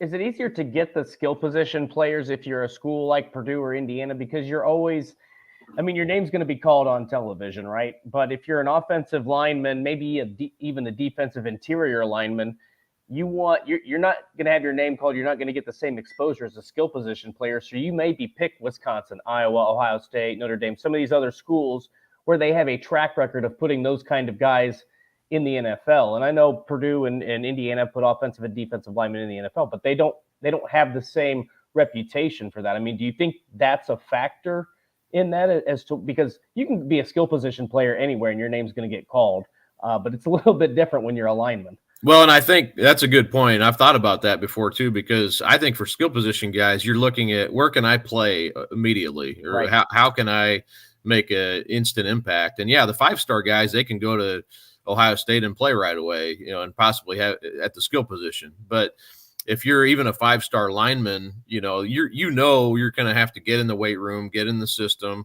I honestly thought Leighton Jones from Brownsburg is going to Iowa and Trevor Lack from Roncalli. They're both going to Iowa and they're both offensive linemen. And for them, it's just like, why would I go anywhere else? And they had some other good offers, but Iowa has such a, reputation right now of producing offensive linemen. They feel like, yeah, once I get in that system and I may not play immediately or be a instant contributor, but they're going to give me a chance to play in the NFL, as an offensive lineman. And I'm sure opposing teams may disagree and say we can do that too, but it's track record, man. It's just like, look back to, history and what they've done. That it makes a lot of sense. And, they sold Leighton Jones at least on the idea of playing, moving to center and I forget who's Lindebaum played the center for Iowa, who's in the NFL now. And they basically said, we think you're that guy. And that's appealing, and I think, he knows it's long-term. You don't go 1 year as an offensive lineman, go to the pros, but it speaks for itself. And Iowa does a good job anyway, recruiting the state, but what you're talking about, Dustin, I agree. And I've actually just recently had that experience talking to those guys about that. Well, Kyle, buddy, appreciate you and look forward to everything that goes on with this week's high school football. Week 2, I cannot believe again. Where are you heading this week? I'm going to see Cathedral Brownsburg. It should be. Wow, that should be a hell of a game. I think they're ranked 2 and 3 in 6A or 2 and 4, 2 and 3, I believe. So yeah, it should be a really good game. Looking forward to it, my friends. Have a great week. All right, thanks, Jim. Thanks, Dustin. We'll see you. Kyle Neddenriep from the Indy Star. Make sure you give Kyle a follow and become a subscriber. I am. Keep local papers alive, baby. Speaking of great writers, we've got the best coming up next. Rick Bozich, the Hall of Famer, joins us from WDRB.com. Kyle was brought to you, of course, by our good friends at Barber Pop Real Estate Services down in southern Indiana, the Louisville, Floyd, Clark, Harrison County areas. They've served there for 3 decades and are the exact people you need to find the home you want. Reach out to Matt Lincoln, Matt at barbarapop.com. Also, don't forget, if you're in the Indianapolis area looking for a home, you need Remax and Cheryl Sizemore, and her 2 decades of experience. That could be the difference in you getting the home you want or not. Reach out to her, Cheryl, at IndyHomePros.com. We're back with Rick Bozich right after this. We'll be right back to the Golf Club at Eagle Point Studios for more Indiana Sports Beat Radio with Jim Coyle, presented by Endeavor Hospitality Group and Andy Moore Honda of Bloomington. Andy Moore Honda. Hi, Rick. Hi. You really know how to clear a room, Rick. What's that? I said you really know how to clear a room. Just because he got up and Dustin put his camera off. That's why I said that. It's not the first time. What's new? Earlier they talked about Indiana naming a starter but keeping it internal. Yeah. Nobody's leaked it yet? I guess not. You gotta think be it'll get close. leaked before Friday next week? I would think so. Got to be Basilak, doesn't it? I don't know. I feel like every year I'm always wrong on Tom Allen and who I think it's going to be, and I think it's Connor. So who knows? Yeah. We'll see. And Illinois plays what, Saturday at noon? Is it noon? I don't know time, but yeah, they play Wyoming this weekend. The Cowboys. It's 4:00 on BTN. Favored by 11. In Indiana, at least recently, was favored by 3 over Illinois. I saw that. Was it 4, Jim? Okay. I could faintly 4, hear him wow. say something in the background. We'll see how that number holds after this weekend. That's true. If Illinois goes out and wins by 4 or 5 touchdowns, I don't know. I think it'll be more of a pick 'em at that point, which it pretty much already is. But so you better bet it now and get the 4.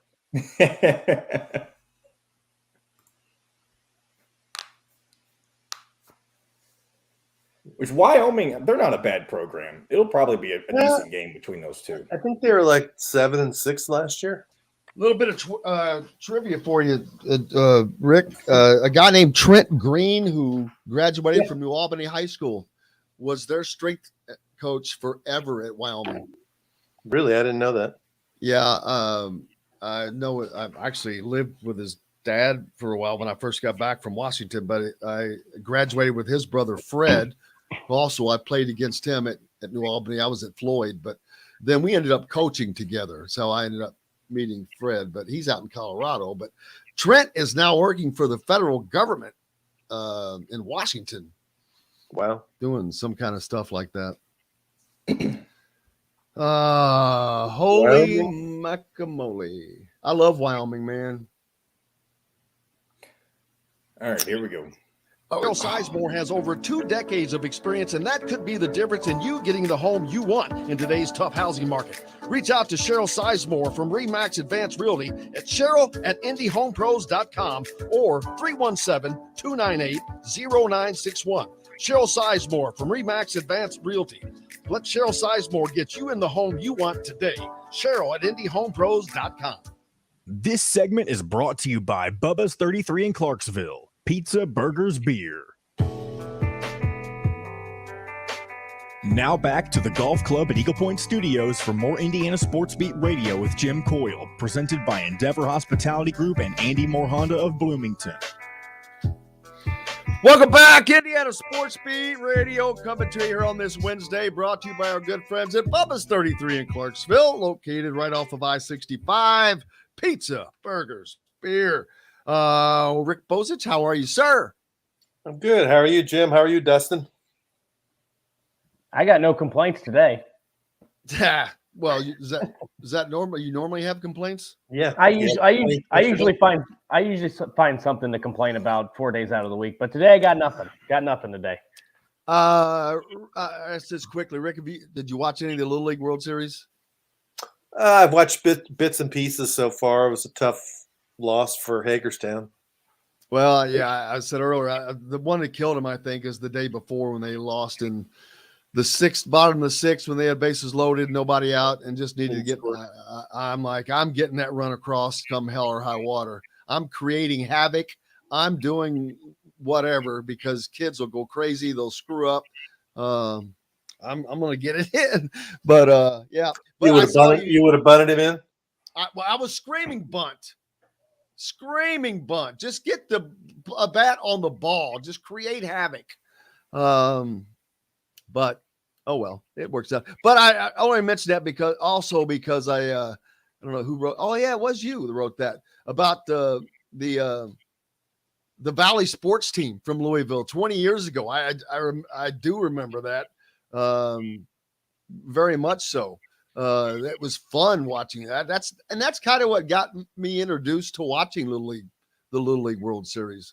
Even though I played Little League baseball, but the Zach Osborne, I remember that kid, man. But you talk to him, what's he doing now? He's the batting coach for the Colorado Rockies High A team in Spokane, Washington. He's the only one in the group still involved in professional baseball. He's really the only one, I think, who ever made it to professional baseball. He was a start PRP and then at Tennessee and played in the Rocky system for 5 years, made it to AAA and decided to transition.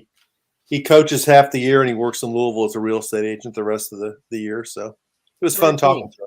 Very cool. The one thing that was kind of sad about it is I talked to him about, it's 20 years, any kind of reunion. And he said, they really haven't gotten together that many times, which I thought it'd be a group that would get together, every year or every 2 or 3 years. Yeah. Right around this time, especially. I mean, that's winning that Little League World Series title. That's special, man. I mean, I know you're only 12 years old, but I don't care. That's something that I would, buddy, that would be one of the things that's just up there. It's really become right here on my forearm, There you go. Exactly.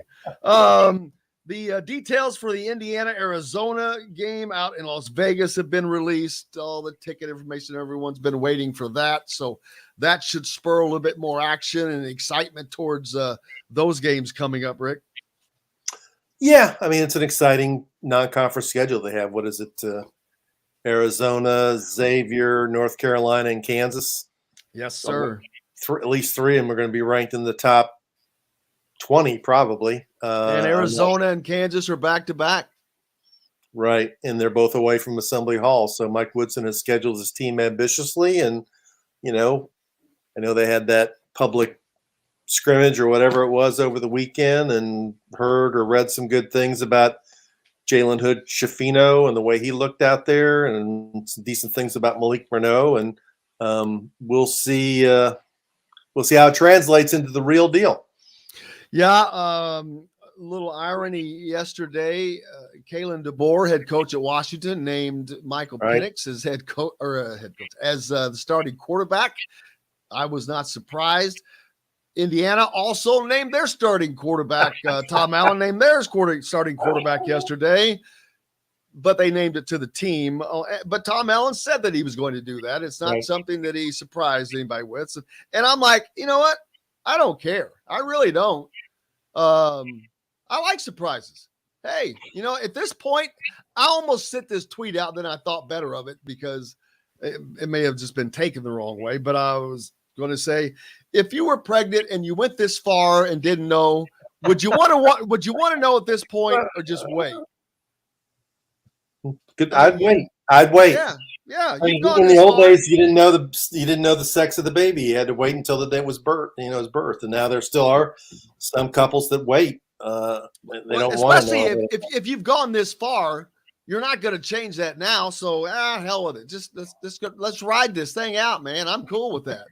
I'm more interested in is whether the secret's going to hold.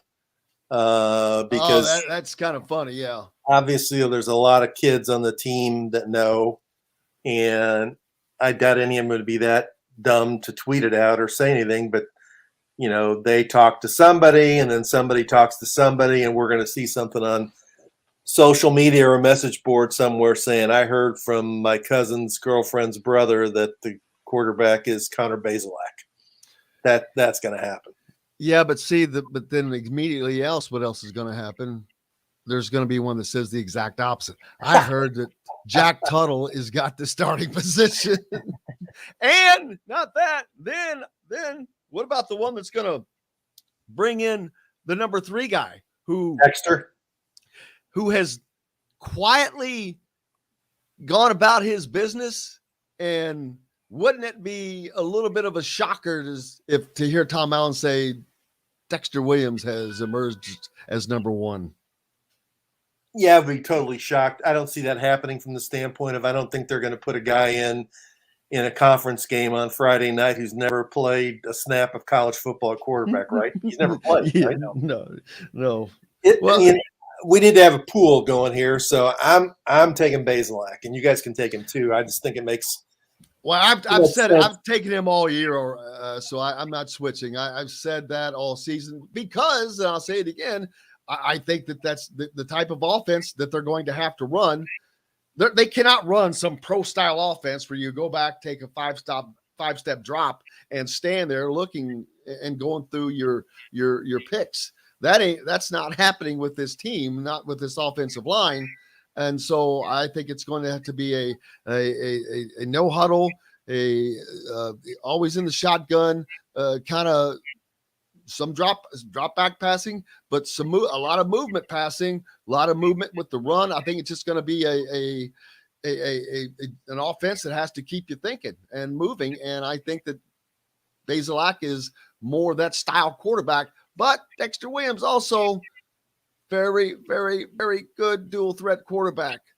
If Dexter Williams is healthy and he's good enough, I think at some point he would be a good option for the team, because I think in many ways when you're Indiana, you have to have some kind of a different wrinkle or gimmick to your offense to be successful, because in most games and against most teams, they're going to be out-talented and their offensive line's under siege. So there's value in having a mobile quarterback. Lack of mobility has hurt some of these other guys because they take too many hits.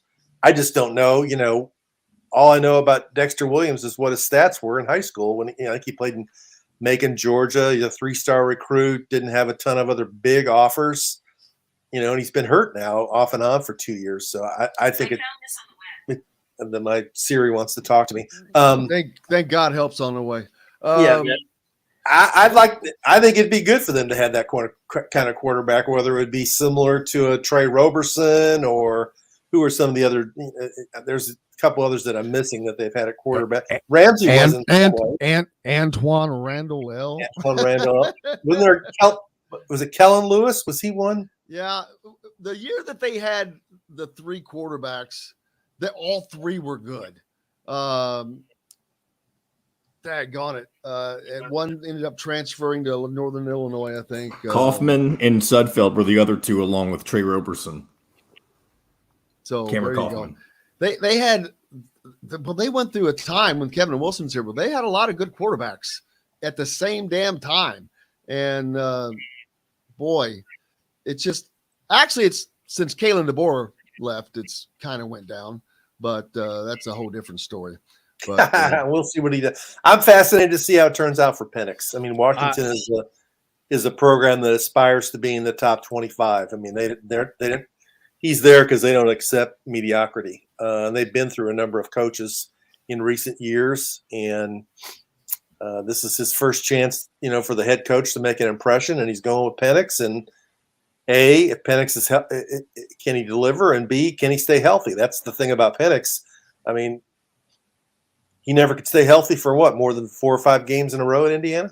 I predict that he goes the entire season at Washington healthy and has a phenomenal season. Completes 70% of his passes and is a borderline Heisman candidate.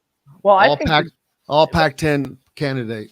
Look, if that happens, people are going to look at Tom Allen and be really critical. But I mean, Indiana just doesn't have the offensive line where he could be successful. In my opinion, he's not as mobile, especially because of the injuries. He has to have time to throw.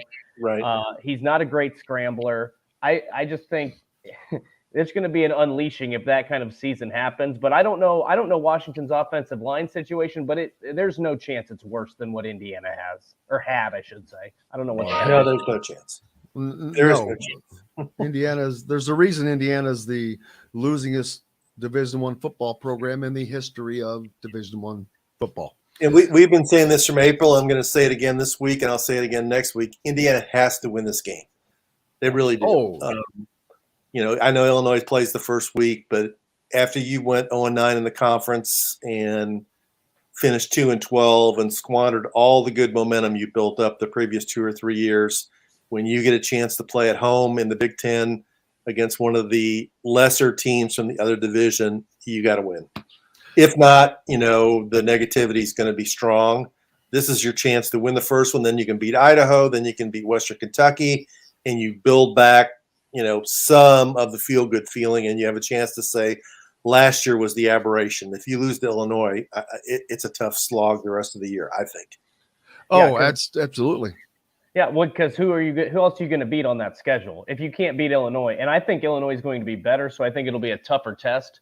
But I said this too, like Maryland's getting better, Rutgers is getting better, Purdue's getting better. All those teams, there's not an easy game on that schedule. So if you can't beat Illinois, it's hard for me to get you past.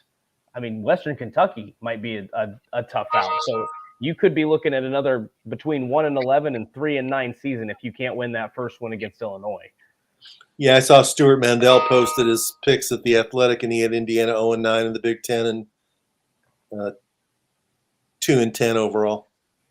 Pick Six previews is the only one I've seen thus far to pick Indiana not last in the East. Really? I think Phil Steele has him 6th. I think he has him 6th, and he has Rutgers 7th. Okay, so those two have Rutgers.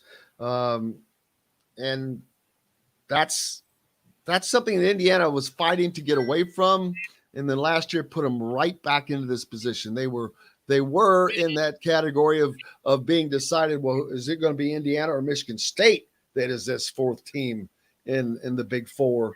And then, boy, they've lost that ability. But part of that's Michigan State has risen up. Michigan State now look to be probably the second best team in the East.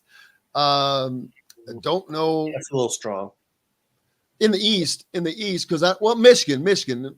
I don't know enough about. Yeah, I mean, Michigan's preseason top 10 in the coaches poll and the AP poll. But Penn State not ranked. Surprise! Penn State not ranked with a fourth-year quarterback. Yeah, I mean, I'm sure people in Penn State are howling because you're hearing Will Levis is one of the top 5 quarterbacks in the country, and they didn't give him the job ahead of Sean Clifford, and he's at Kentucky and getting a lot of acclaim. So, yeah, Penn State's kind of taking a drop back. They got some decent freshmen, but I don't think they're going to be a factor in the Big Ten East at the top of it this year. They are dealing with the same thing that Indiana is. They just have better recruits. Like their offensive line has been horrendous. So I don't think. Yeah, I think if Will Levis stayed at Penn State, I think they would be in the same situation. Sean Clifford transfers out. He's having a breakout. He's the guy that's the top 5 quarterback, and Will Levis is the one struggling. I just think their offensive line has not been good for the past 2 years. Same thing as Indiana. They couldn't run the ball. They didn't have a single 100-yard rusher last season at Penn State, considering they had 3 or 4 and 5-star running backs in the backfield. It was crazy. But like I go back to what you just said, Jim, with Indiana trying to get out of this cellar dweller sort of mentality. I almost think it's better suited that nobody picks them to win, because I think this may be a mentality thing, but I think Tom Allen's a better underdog coach. I agree. I don't think this now, can they get to consistently be bowl eligible 8-4? Yeah, I think they could probably hang around there, but the team did not handle the pressure of trying to be a contender in the Big Ten East. Yeah, they didn't handle that well. I think Tom Allen, his strength is being an underdog kind of coach. So I think that's what gives you some sort of cautious optimism heading into this season.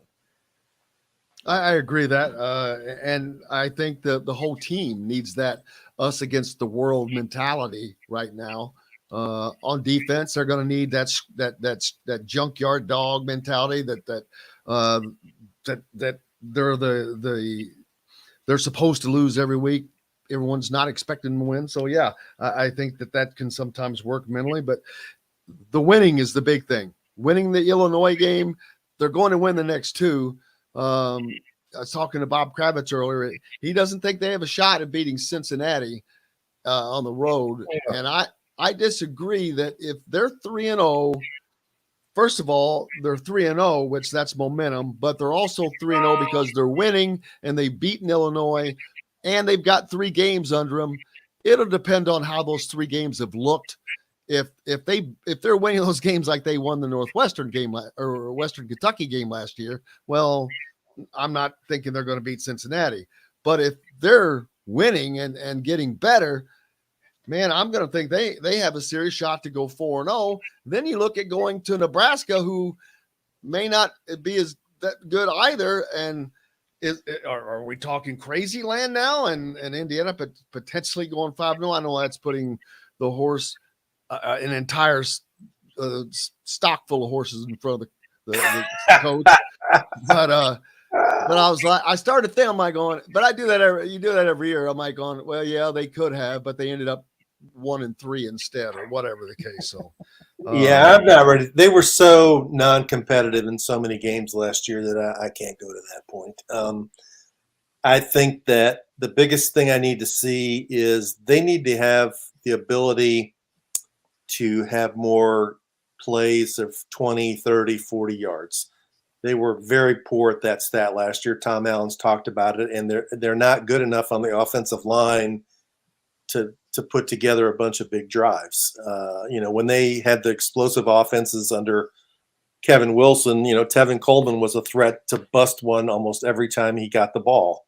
They had Whop Fillier who could make some big plays. That you need to see some playmakers from this offense to take the pressure off them to have to drive the length of the field. And how do we know? There's all these guys are new. I mean, the receivers are new. The quarterback probably is new. The running backs definitely are new. The only guys who the tight end's new. He was there last year, but he's new. The only guys that are the same are the offensive line, and that's not entirely a good thing. That's what I was just going to say. Just experience does not translate to good play. So they're going to have to show us something along the offensive line. You can say that the experience helps, and it does, but if you're not any good, it doesn't matter if you've played 1 year or 6 years. Right. No, because if you to completely prove that point accurate, just follow me on the golf course. I've been playing for a long time, Exactly. and there is little to no improvement. I don't know, Rick, if you can stick around for a little bit. We have to take a quick break, but let's take a quick break. And Rick Bozich from WDRB.com is with us. We're back with more, brought to you by Reynolds Family Dentistry. You need that championship smile down in the Sellersburg area? That's Dr. J Reynolds. Go see Reynolds Family Dentistry. Back with Rick Bozich right after this. We'll be right back to the Golf Club at Eagle Point Studios for more Indiana Sports Beat Radio with Jim Coyle, presented by Endeavor Hospitality Group and Andy Moore Honda of Bloomington. Whether you're visiting Bloomington, Did you go to that thing Saturday at the Assembly Hall? Oh, hell no.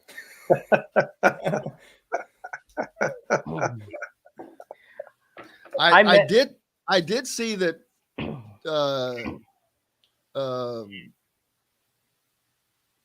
Tyler Tachman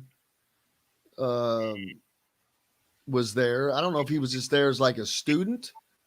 Dustin DePierre was there, pretty sure as well. Tyler works for the Star now, though. Oh, he does.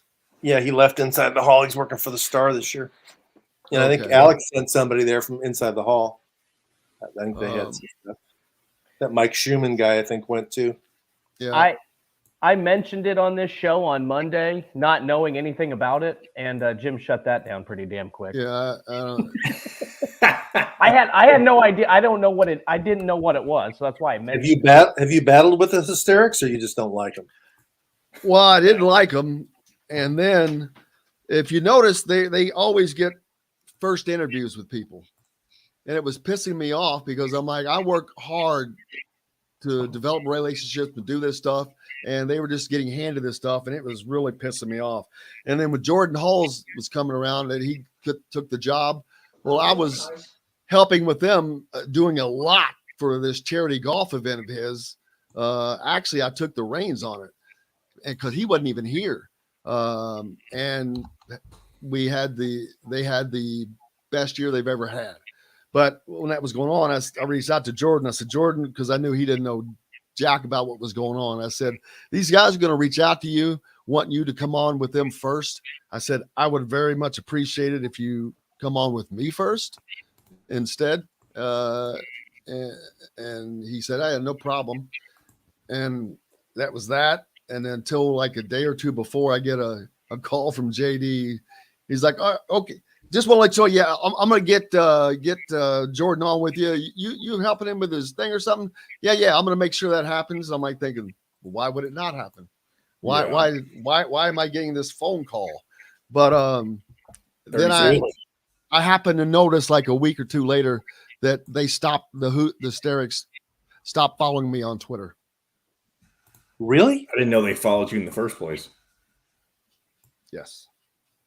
Wow. So I'm like, did you see that thing somebody wrote about him the other day? Oh, I retweeted it. Here we go, guys. Come see us at the all-new Andy Moore Honda, now in Bloomington. This segment is brought to you by Feast Market and Cellar.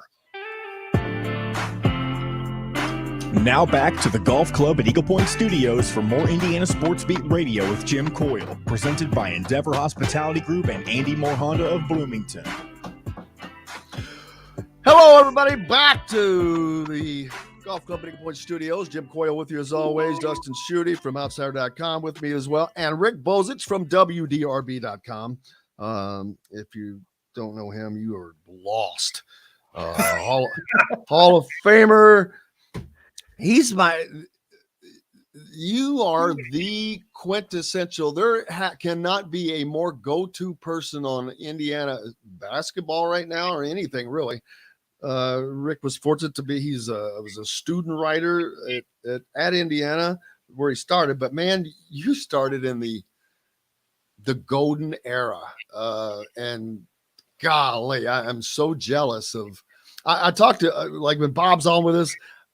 Which I know you've done a lot of things too, but he's always got these crazy things. He's gotten to take a lap around Indianapolis with Mario Andretti driving, which is very cool. What was the last thing, Dustin, we just talked about? Wayne Gretzky. He played racquetball. Gretzky. Bob's a goalie. Well, he played racquetball with Gretzky. Oh, he played racquetball with him. Wow. Yeah. He's got a piece out on him right now from when he started his career there at for the racers at Indianapolis, but yeah, basketball side of things now. Xavier Booker, #1 ranked recruit in the country by Rivals.com, of course, heading to Michigan State. A great get for Tom Izzo, but it wasn't a huge shocker. I don't know if Indiana got in late on that or what happened, but hell of a class for Tom Izzo that he's going to end up with. Yeah, I know he's got Booker and a kid named, I think, Cohen Carr. Cohen Carr. Yeah, who Indiana was involved with for a while, and one other guy. And I think they're still in the Jeremy Fears, a point guard that Indiana recruited out of, I think, Joliet, Illinois, maybe. So a bunch of guys that Indiana was involved with but didn't get.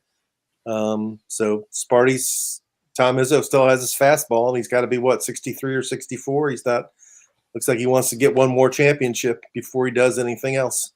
Well, that's I'm not sure the State's going to be that good this year. I think they're actually a little down. They lost a couple of surprising guys early. They weren't sure Christie was going to leave, and he left, and one of their big guys left early, and I think their talent level's slightly down this year. Well, I go back to a few years ago. Tom Izzo said that a second championship would kind of validate his career because he got the first one so early. So I think that he's making this, I don't want to say a last-ditch effort, but I think he's knowing he's coming to the end of his career and making a really strong push to try to get that second championship. Yeah, and with Roy gone and Jay Wright gone and Coach K gone, it's Izzo and Cal and Self are sort of the guys who are at the top of the pyramid right now of like being some of the faces of college basketball. And Izzo's also a Big Ten guy, and in addition to winning one for the Spartans, I'm sure he gets tired of hearing about how the Big Ten never can win the national championship in basketball. Right. Which he should get tired of it because it's probably the most ridiculous streak in college sports right now. It is. I was just sitting there trying to think of. It's kind of like the National League and the All-Star game. It just cannot win the damn All-Star game. When I was growing up, the National League dominated the All-Star game. I was like, American League, who are they? And now it's like the opposite, man. They can't win for losing. It's crazy. Yeah, it's not like baseball where the SEC and ACC have a big advantage because of weather and recruiting area and stuff. Like Big Ten plays good basketball. They put guys in the pro. They have good fan turnout. They have good facilities.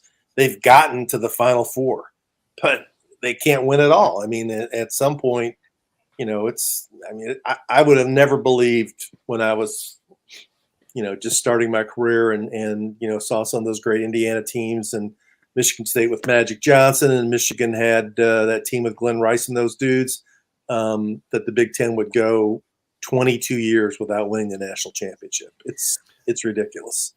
Well, it's kind of like Indiana in a Final Four. 2002. That's a long time ago. We're reaching. This is going to be the 20th. This will be the 21st. We've already gone 20, buddy. Yeah, already 20, man. So now we're in 21 years. And while a lot of fans have mentioned, Final Four team, and I guess it's crazy. It would be silly to say it's not possible. That's not what I'm thinking, because when you get into the tournament, sometimes crazy things happen. Sometimes the draw matters a lot. You get on a run. You look at Iowa State. Who was it that lost Villanova? That loses one of their top players in the middle of the tournament last year. No way that doesn't hurt you.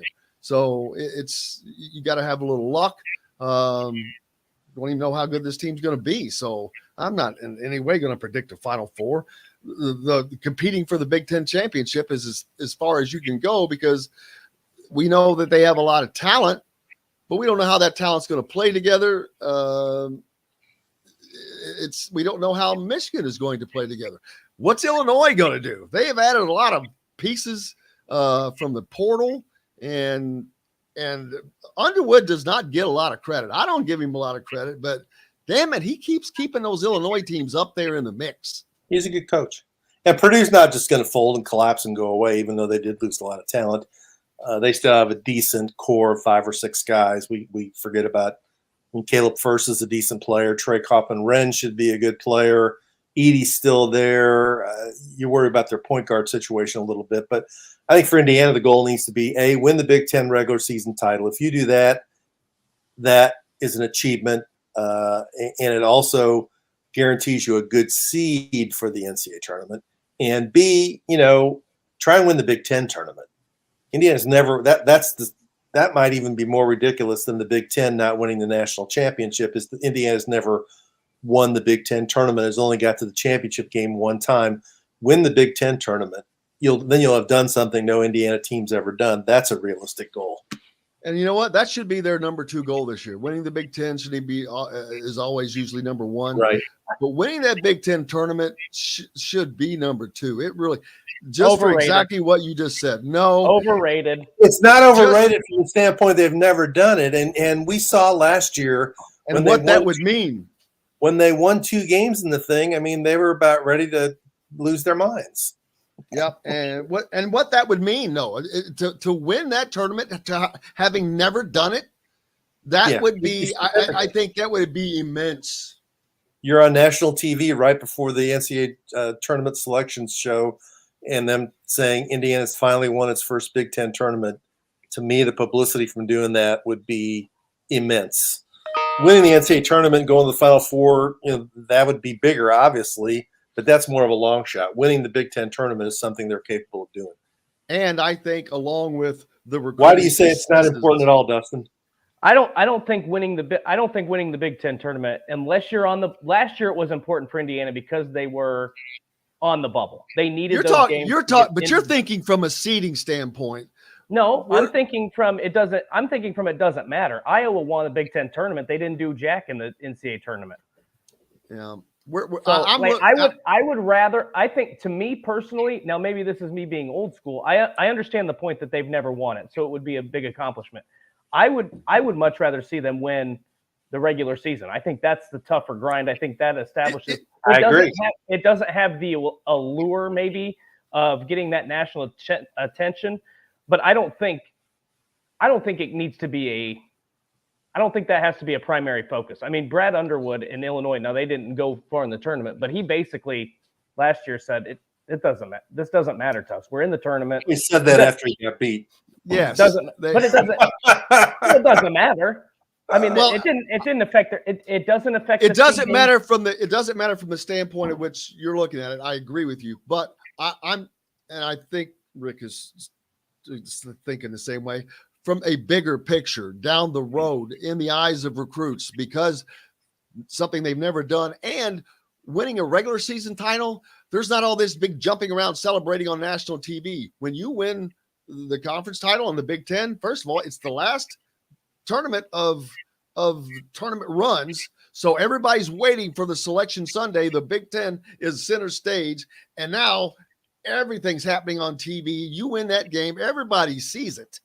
Boom. And they've never done it. That would be huge for the program in the big picture in the long run. You've got recruiting successes that are happening, but they're not getting everybody they want yet. But along with the great NIL package they've got set up with Hoosiers for Good, and they start doing that, man, that just is a collision of greatness, I think. I grant your point, Dustin. It doesn't matter in the big picture. And it wouldn't matter if they already had won it like 4 times. But because they've never won it and they view themselves as the premier basketball school in the Big Ten, it's a pretty glaring void in their resume. So after they show you can win it one time in the early days, and you probably don't remember this, I'm sure Jim does, Bob Knight didn't like the Big Ten tournament. He fought the Big Ten opening and having a Big Ten tournament. And I don't think they really put much into it early on. And that mentality carried on for a while. And that over 20 years, it's become sort of an embarrassment of getting beat by Rutgers and Nebraska and some of these teams. And it's like, at least show that you go into it, as a primary factor. I guarantee you that Duke and Carolina put a heck of a lot into winning the ACC tournament. And it does matter in terms of the pride of your program. That's my point is. Yeah, and I'm going to say that I think a lot of people, Kevin says that they wish they'd get rid of it because it grinds your teams down before the tournament. It hasn't ground down Kansas. I was just getting ready to say, all the fans Indiana fans that don't like the tournament, that's because Indiana sucks in the Big Ten tournament. Bingo. Have they won it or been competitive, people would love it. It's a mentality that even I think that they don't realize, but I promise you, you love what's good. You don't like what's not good. It's human nature.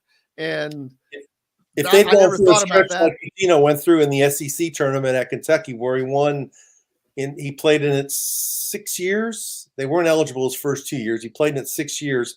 Kentucky went 17-1. And the only year they lost it was the year they won the national title.